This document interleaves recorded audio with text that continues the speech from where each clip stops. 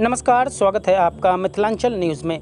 अंतर्राष्ट्रीय संस्था हिंदी साहित्य भारती की बिहार प्रांत इकाई तथा दरभंगा जिला इकाई के संयुक्त तत्वावधान में 11 जुलाई 2021 को मिथिला विश्वविद्यालय के नवनिर्मित दूरस्थ शिक्षा निदेशालय के सभागार में कोविड-19 के प्रोटोकॉल का पालन करते हुए प्रेस वार्ता का आयोजन कर संस्था के उद्देश्यों, विविध आयामों, कार्यक्रमों एवं संगठनात्मक स्वरूप आदि को विस्तार से जानकारी दी गई।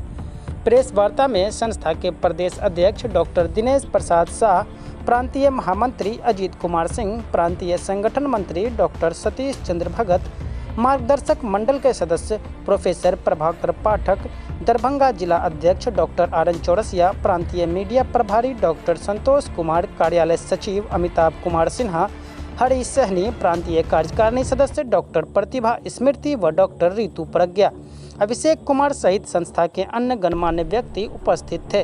संस्था के बिहार इकाई के अध्यक्ष डॉक्टर दिनेश प्रसाद ने बताया कि हिंदी साहित्य भारती का स्वरूप अंतर्राष्ट्रीय है, जो भारत के गौरवशाली साहित्य एवं सांस्कृतिक चेतना को विश्व पटल पर प्रतिष्ठा दिलाने, हिंदी को राष्ट्रभाषा का संवैधानिक दर्जा दिलाने तथा साहित्यिक प्रदूषण को दूर कर तकनीकी शब्दावली में संशोधन का कार्य करना है। प्रांतीय महामंत्री डॉक्टर अजीत कुमार सिन्हा ने कहा कि संस्था भारत के 27 प्रदेशों सहित 35 देशों में सक्रिय है। संस्था का उद्देश्य साहित्यकारों को प्रेरित कर उन्हें सम्मानित करना तथा राष्ट्रीय व अंतर्राष्ट्रीय सेमिनार व वेबिनार, कवि गोष्ठी, साहित्यकार सम्मेलन आदि आयोजित करना है। इसके द्वारा पुस्तक समीक्षा, महापुरुषों की जयंती तथा युवा साहित्यकारों को प्रोत्साहन और प्रशिक्षण प्रदान किया जाता है। हिंदी साहित्य भारती के दरभंगा जिला अध्यक्ष डॉक्टर आर.एन. चौरसिया ने बताया कि दरभंगा में तीव्र गति से सदस्यता अभियान चलाया जा रहा है तथा शीघ्र ही कार्यकारिणी समिति व मार्गदर्शक मंडल का भी गठन किया जाएगा। संस्था कार्यक्रमों के माध्यम से महान साहित्यकारों के प्रेरक व्यक्तित्व एवं कृतित्व का प्रचार प्रसार करेगा, युवा साहित्यकारों को मंच प्रदान करेगा तथा राष्ट्रहित में साहित्य सृजन को बढ़ावा भी देगा। हिंदी सहित अन्य भाषाओं के विद्वानों को प्रतिष्ठा दिलाना तथा समाज उपयोगी साहित्य को सामने लाना हमारा मुख्य उद्देश्य होगा। डॉक्टर चौरसिया ने कहा कि 31 जुलाई को मुंशी प्रेमचंद जयंती, गोस्वामी तुलसीदास जयंती तथा आगामी हिंदी दिवस के अवसर पर 14 सितंबर को विशेष कार्यक्रम आयोजित किया जाएगा, जबकि 14 सितंबर से 14 अक्टूबर के बीच हिंदी माह के रूप में मनाते हुए विभिन्न विषयों पर रोचक व ज्ञानवर्धक व्याख्याओं का वेबिनार, विचार गोष्ठी का आयोजन विषय विशेषज्ञों के माध्यम से कराया जाएगा। वहीं विद्यालयों व महाविद्यालयों के छात्र छात्राओं के लिए विभिन्न प्रतियोगिताओं का भी आयोजन किया जाएगा, जिनमें सफल प्रतिभागियों को पुरस्कार व प्रमाण पत्र देकर सम्मानित किया जाएगा। प्रोफेसर प्रभाकर पाठक ने कहा कि हिंदी भाषा नहीं बल्कि भारत की अभिलाषा है।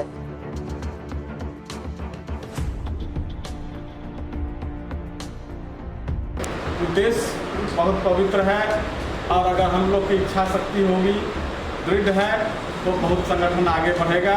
अब मैं जिला अध्यक्ष के नाते यह कहना चाहूँगा कि जल्द ही हम लोग दरभंगा जिला में इस संगठन को बहुत मजबूती प्रदान करेंगे, अधिक से अधिक सदस्यों को इसमें जोड़ने का प्रयास करेंगे और उसके बाद जो राष्ट्र स्तर और राज्य स्तर का संगठन है, कार्यकारिणी बनाना, परामर्शदात्री समिति बनाना, इसके माध्यम से इस मजबूत संगठन को बनाकर विभिन्न अवसरों पर जो हमारे साहित्यकार हैं उनकी जीवनी, कृतित्व, व्यक्तित्व पर नवयुवकों को, खास करके छात्र छात्राओं को अवगत कराने का काम करूंगा और साथ ही साथ जो हमारे बुजुर्ग हैं, धरोहर हैं, अनुभव के खान हैं, उनके माध्यम से युवाओं को जोड़ने का काम होगा।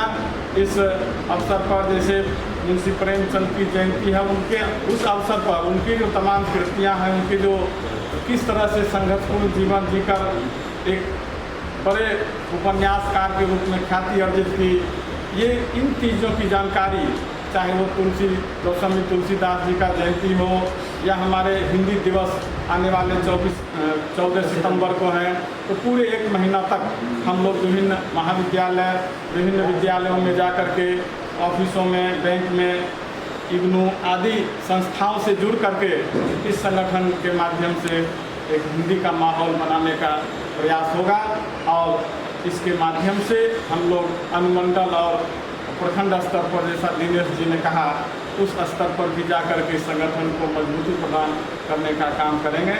और हमारे लिए इस दरभंगा जिला के लिए खास बात यह है कि हमारे प्रांतीय अध्यक्ष और प्रांतीय महामंत्री, संगठन मंत्री दरभंगा जिला से संबद्ध हैं, उपलब्ध हैं ये जी।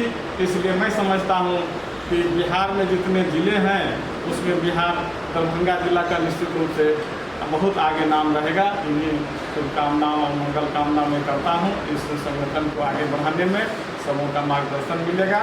और मैं अपनी बात को संक्षेप करते हुए मैडम प्रदेश महामंत्री हिंदी साहित्य भारती, यह जान लें कि हिंदी साहित्य भारती एक अंतर्राष्ट्रीय संस्था है जिसका उद्देश्य हिंदी का विकास करना, हिंदी का विस्तार करना और हिंदी को राष्ट्रभाषा के रूप में संवैधानिक दर्जा प्रदान करना है।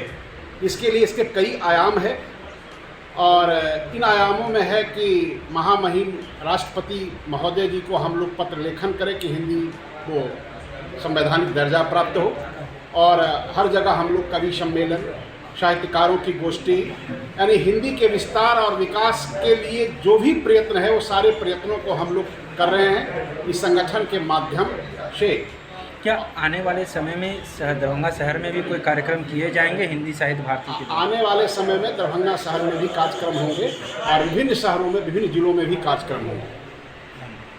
इन सारी भाषाओं की बात भारतीय वरिष्ठम का एक दोहा आपको पढ़ा होगा, हिंदी साहित्य विज्ञान।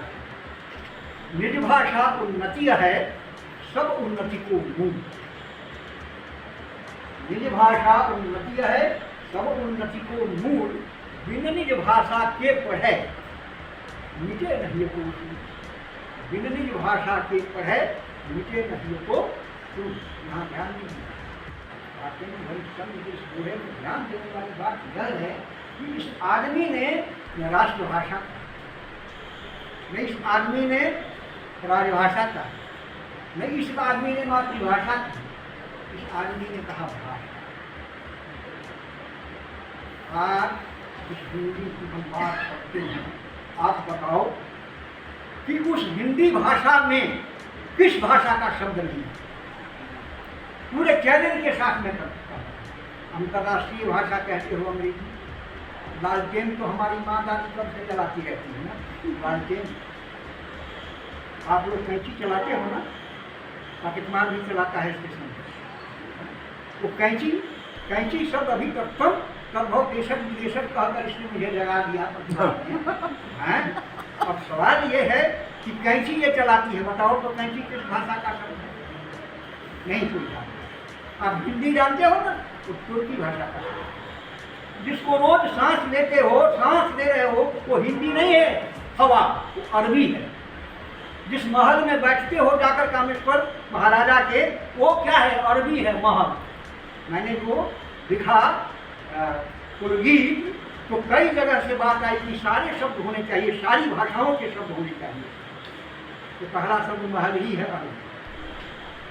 आज 11 जुलाई 2021 को भारत सहित विश्व के 35 देशों में एक साथ प्रेस वार्ता किया जा रहा है। इसका मुख्य उद्देश्य है हमारे जो आदरणीय अंतर्राष्ट्रीय अध्यक्ष डॉक्टर रविंद्र शुक्ल है, उनकी जो सोच हिंदी को राष्ट्रीय भाषा का दर्जा दिलाना है, तकनीकी शब्दावली को हिंदी में परिवर्तित करनी है, न्यायालय की जो भाषा है उसमें हिंदी भी परिवर्तित हो, हमारे जो कुछ साहित्यकार हैं अंधेरे में हैं उन्हें प्रकाश में लाना है, उनकी कृति को प्रकाश में लाना है, हमारे साहित्यिक गतिविधियों में कुछ प्रदूषण आ गया है, उस प्रदूषण को दूर कर एक उज्ज्वल साहित्य का निर्माण करना है।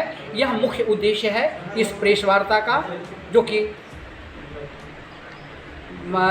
देश से विदेश से चलते हुए देश, प्रदेश, जिला, सब डिवीज़न और प्रखंड स्तर पर यह कार्यक्रम हो रहे हैं। क्या नाम हुआ आपका? मैं दिनेश प्रसाद शाह, प्रदेश अध्यक्ष बिहार इकाई। मैं डॉक्टर प्रतिभा स्मृति दरभंगा पब्लिक स्कूल में हिंदी की शिक्षिका हूँ। डॉक्टर प्रभाकर पाठक से भी कई बार मिल चुकी हूँ और हिंदी में जहाँ कहीं भी बात आती है त्रुटि की, शोध की, तो वहाँ पर मैं भी बहुत भाव विह्वल हो जाती हूँ। वहाँ पहुँचने से खुद को रोक भी नहीं पाती। बड़ा दुख होता है। सभी देश की अपनी मातृभाषा है, हमारे देश की नहीं है। इस बात को सोचने भर से बहुत दुख होता है। हम लोग आज़ाद हुए 15 अगस्त 1947 को हमारा देश आज़ाद तो हो गया, लेकिन हमारा अपना संविधान नहीं था। संविधान को तैयार करने में 2 वर्ष 11 महीना 18 दिन लगे और इस 2 वर्ष 11 महीना 18 दिन में यह तय किया गया कि हमारे देश की अपनी राष्ट्रभाषा हो, जैसे कि सभी देशों की होती है। और हम लोग इस नतीजे पर नहीं पहुंच पाए कि हम किस भाषा को राष्ट्रभाषा के रूप में चयन करें। इस नतीजे पर किसी एक भाषा पर हम अधिक नहीं रह पाए, कुछ लोगों की वहाँ पे असहमति के कारण। वस्तुतः संपूर्ण विश्व की एक अंतर्राष्ट्रीय भाषा अंग्रेजी है। अंग्रेजी इसलिए है क्योंकि विश्व के अधिकांश देशों में अंग्रेजों ने अपने कब्जे में कर रखा। किंतु यह भी गौरव की बात है कि हिंदी संपूर्ण विश्व में द्वितीय भाषा के रूप में सबसे बृहद स्थान पर है। और ऐसे द्वितीय भाषा को हम भारतीय राष्ट्रभाषा के रूप में स्वीकार नहीं कर पा रहे हैं। कितनी बड़ी समस्या है, कितने दुख की बात है। जहाँ पे संपूर्ण विश्व में दूसरे स्थान पे है, वहाँ पे हमारे देश में के लोग भी इसे स्वीकार